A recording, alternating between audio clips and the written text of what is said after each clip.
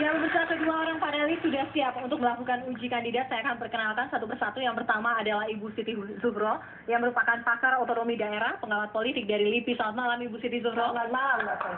Ya, dan yang kedua adalah Bapak Imas Sugeman, seorang pengamat ekonomi. Selamat malam, Pak Imas Sugeman. Selamat malam. Ya, di segmen ini adalah hak Anda sepenuhnya, Ibu Siti Zuhro, untuk memberikan pertanyaan kepada ketiga calon gubernur dan wakil gubernur Provinsi Banten. Tolong dimulai dari nomor urut 2, memberikan pertanyaan 1 menit, dan Anda masing-masing bisa menjawabnya dalam waktu 3 menit. Silakan, Ibu. Ya, untuk kandidat nomor 2, saya senang sebenarnya semua kandidat meletakkan isu reformasi birokrasi dan tata kelola pemerintahan yang baik menjadi agenda utama untuk direformasi.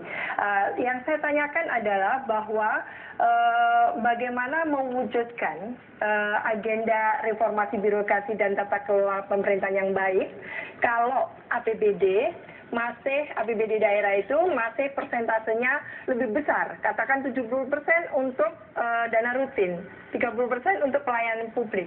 Itu hampir pasti tidak sulit untuk mewujudkan apa yang disebut tata kelola pemerintahan yang baik, yang partisipatif, yang transparan dan akuntabel. Bagaimana untuk bisa merubah itu? Silakan menjawab, waktunya 3 menit, mulai dari sekarang. Ada beberapa indikator ketika kita bicara good governance, pemerintah yang baik, clean governance. Kita mulai dari mindset pemimpinnya. Seorang pemimpin harus bersih, harus menjadi contoh teladan. Begitu juga para karyawannya, para pegawainya juga harus juga mindsetnya harus berubah.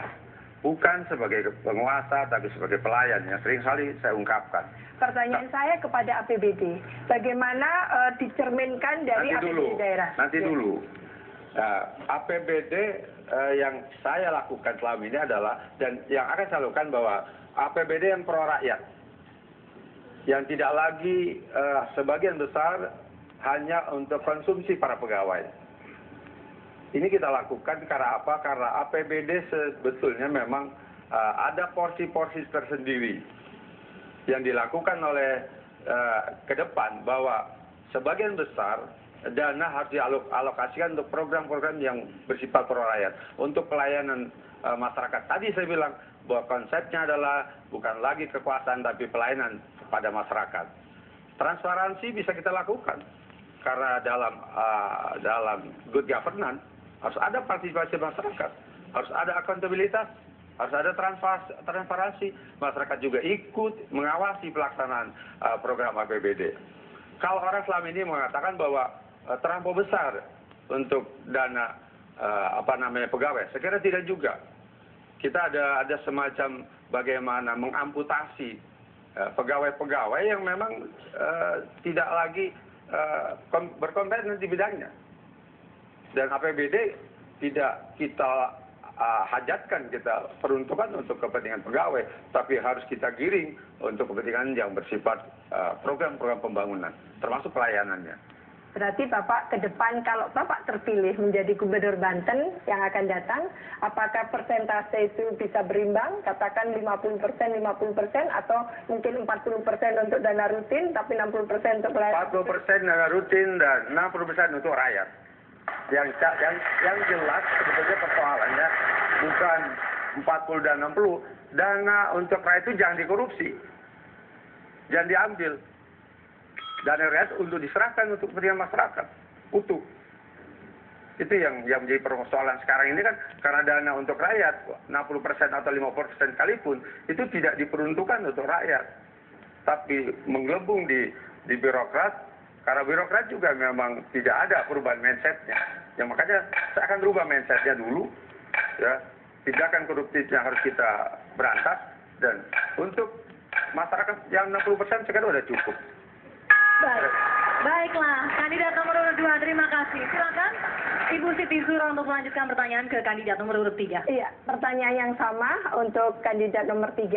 Jadi bagaimana kalau nanti sudah bisa terpilih di pilkada yang akan datang, apa yang akan Anda lakukan ya berkaitan dengan perimbangan dana tadi?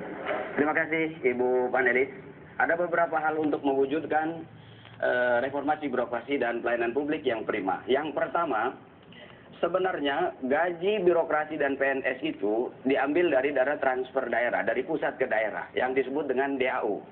Oleh karena itu, maka kepala daerah itu juga harus kreatif dan inovatif, menggali sumber daya dan potensi daerah itu untuk menutup kekurangan-kekurangan yang lain. Maka, saya melihat tidak mungkin kepala daerah yang baik itu berpikir presentasi lebih besar untuk birokrasi dan pegawai negeri. Tetapi harus birokrasi itu lebih rendah daripada program atau anggaran untuk kesejahteraan rakyat dan pelayanan publik. Saya ingin ke depan kalau saya terpilih 65% untuk pelayanan publik dan kesejahteraan rakyat dan 35% untuk birokrasi dan pegawai negeri. Itu yang pertama. Yang kedua, pola rekrutmen birokrasi dan PNS ini penting. Yang pertama dia harus bebas dari KKN. Karena kalau orang direkrut berdasarkan KKN, dia tidak akan menjadi pelayan publik yang bagus. Karena merasa, oh saya kan saudaranya gubernur, saya saudaranya wakil gubernur, dan seterusnya. Itu satu. Yang kedua, rekrutmen itu harus berbasis kompetensi. Ini penting. Supaya pelayanan publiknya bagus. Orang sesuai dengan jobnya. The right man, the right job. Dia harus sesuai dengan jobnya. Tidak salah dia melaksanakan. Yang ketiga, itu harus kita bentuk pola sistem rotasi dan kenaikan pangkat. Sehingga birokrasi dan PNS, siapapun gubernurnya, siapapun kepala dinasnya, tidak pernah dihantui oleh rasa takut. Jangan-jangan kalau gubernur diganti saya akan tergeser. Karena ada pola yang jelas. Maka dalam pilkada pun mereka tidak akan tertarik-tarik kepentingan politik. Mereka akan bekerja serius untuk melayani rakyat dan masyarakat. Ini penting. Kemudian berikutnya, perlu ada reward dan punishment atau remunerasi buat mereka.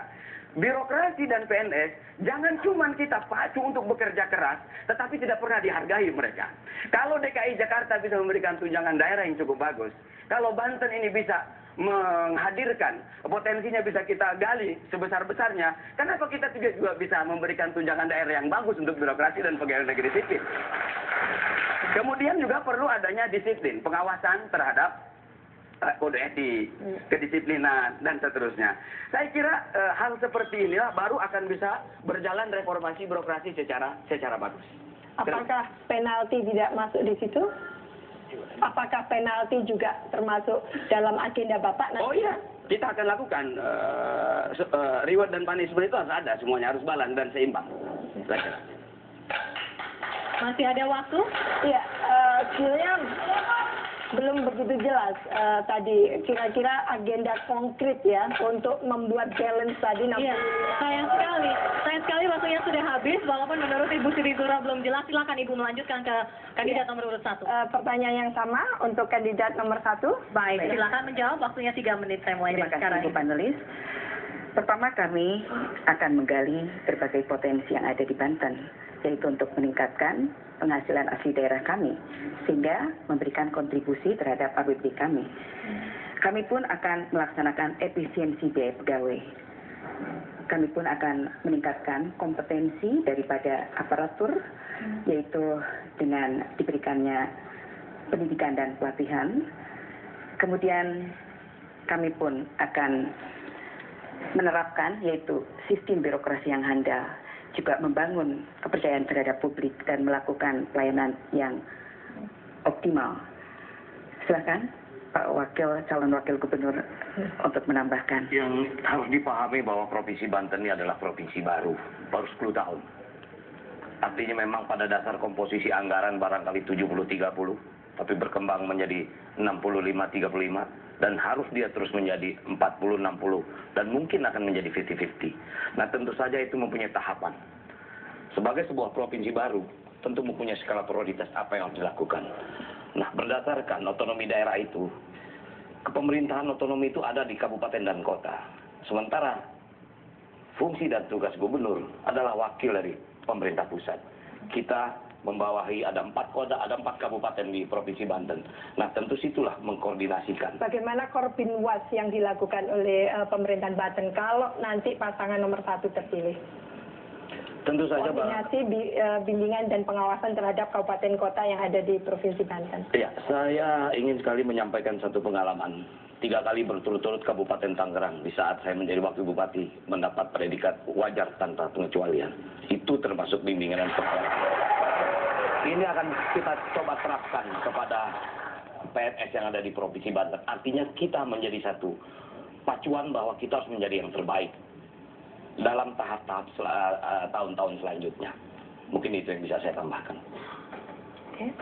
Bisa saya lanjutkan berkaitan dengan tadi ya, tata kelola pemerintahan yang baik dan reformasi birokrasi, dan ini menjadi satu panglima mestinya ya di daerah-daerah khususnya provinsi dalam menggenjot atau mendorong bagaimana kabupaten dan kota ikut gitu ya, memberikan semangat supaya kabupaten kota juga lebih maju.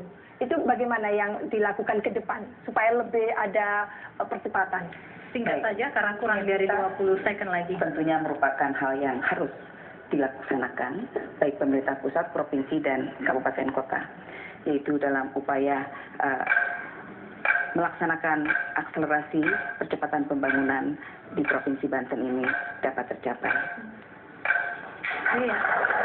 Baiklah, Ibu Sri Zuro sudah melaksanakan tugasnya sesaat lagi, maka kami masih akan kembali dalam uji kandidat oleh panelis yang kedua. Tetaplah di Metro TV.